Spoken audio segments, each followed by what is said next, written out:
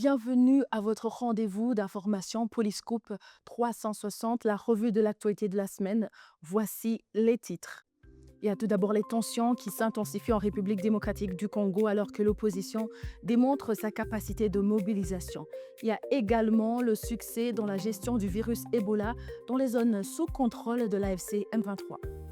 On reviendra également sur Paris pour parler d'un moment important de reconnaissance historique entre la France et le Rwanda. Parlons tout d'abord de la RDC où à Kinshasa, une journée ville morte bien organisée a paralysé une grande partie des activités quotidiennes. Le 3 juin 2026, la coalition de l'article 64, connue sous le nom de C64, qui dit défendre l'ordre constitutionnel, a salué la forte participation comme un rejet clair de toute tentative de modifier la Constitution et de prolonger le maintien au pouvoir du président Félix Tshisekedi. La coalition a annoncé de nouvelles actions, le dépôt d'une plainte contre le président Tshisekedi le 9 juin et un sit-in devant le Palais du Peuple le 12 juin, suivant les détails avec Ronia. La journée ville morte était bien plus qu'une simple manifestation. Elle constituait une démonstration de force. Le fait que l'opposition ait pu coordonner un tel niveau de participation à travers le pays, tout en maintenant le mouvement dans le calme et la discipline, en dit long sur la profondeur du mécontentement populaire envers le gouvernement de Tshisekedi. Cela reflète une frustration généralisée face à l'insécurité, aux difficultés économiques et aux tentatives perçues de s'accrocher au pouvoir au-delà des limites constitutionnelles. Le message était clair.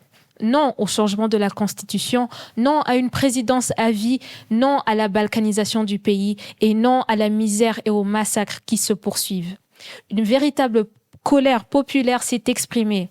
La grande question est désormais de savoir si Kinshasa cherchera à minimiser cette mobilisation en la réduisant à une manœuvre de l'opposition ou si elle y verra un signal d'alarme concernant la légitimité et la gouvernance du président Tshisekedi. Dans l'est de la RDC, toutefois, une autre dynamique se dessine alors que le porte-parole du gouvernement, Patrick Muyaya, avait auparavant affirmé que les autorités de l'AFCM 23 étaient incapables de gérer une épidémie d'Ebola. Le 3 juin, à Goma, le seul patient confirmé atteint d'Ebola a quitté l'hôpital Hill Africa après une guérison complète. Ronia nous en dit plus. Cet événement est particulièrement significatif lorsqu'on examine le contexte général. L'épidémie a débuté dans la province de l'Ituri, un territoire entièrement sous le contrôle de Kinshasa.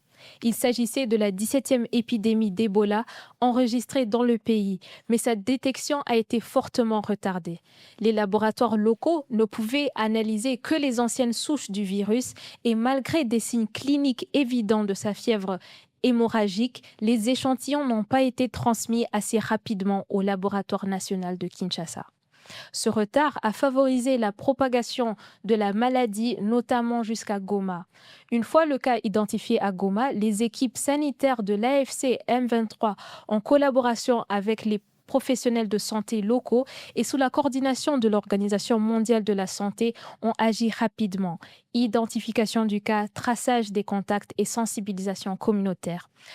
Le représentant de l'OMS s'est rendu à Goma le 26 mai afin de renforcer cette coopération.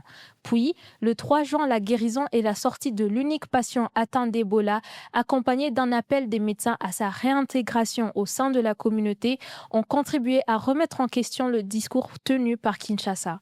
Cette situation met en lumière les différences d'intervention et de fonctionnement des systèmes de santé publique entre les zones sous contrôle de l'AFC M23 et d'autres parties du pays.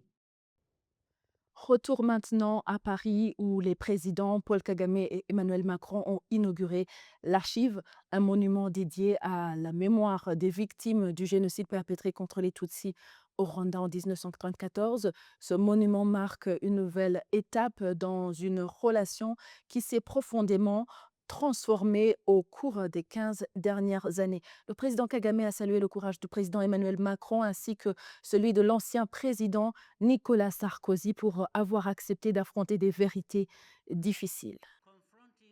Faire face aux responsabilités historiques exige un vrai courage, car cela suscite une opposition très grande de la part de ceux qui ont des comptes à rendre. Il faut un sens profond de l'humanité pour aller jusqu'au bout. Président Macron, je tiens à vous saluer pour ces deux qualités, le courage et l'humanité.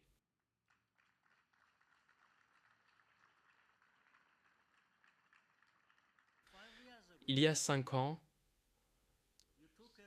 vous avez pris un risque en venant à Kigali à la suite de la publication de 2 rapports indépendants, l'un commandé par votre gouvernement, l'autre par le Rwanda, mais aboutissant à des conclusions similaires. Vous avez reconnu que la France aurait pu arrêter le génocide, mais ne l'a pas fait. En réponse, j'avais qualifié vos mots de quelque chose de plus précieux qu'une excuse, à savoir la vérité.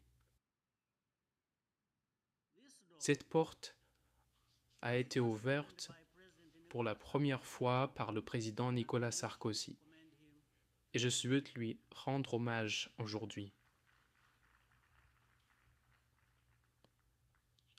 Lors d'une visite historique au Rwanda en 2010, le président Sarkozy avait reconnu de graves erreurs de la part de la France et déclaré qu'elle n'était pas à la hauteur de la tâche d'arrêter le génocide. Cette évolution témoigne d'une démarche réaliste fondée sur la volonté successive des présidents, des dirigeants français d'examiner le passé. Ce monument symbolise cette transition, l'articulation entre le devoir de mémoire et un partenariat orienté vers l'avenir. C'est un rappel puissant que l'examen honnête de l'histoire, aussi douloureux soit-il, peut ouvrir la voie à de nouvelles perspectives diplomatiques. Voilà, merci de nous avoir suivis. À la prochaine et d'ici là, portez-vous bien.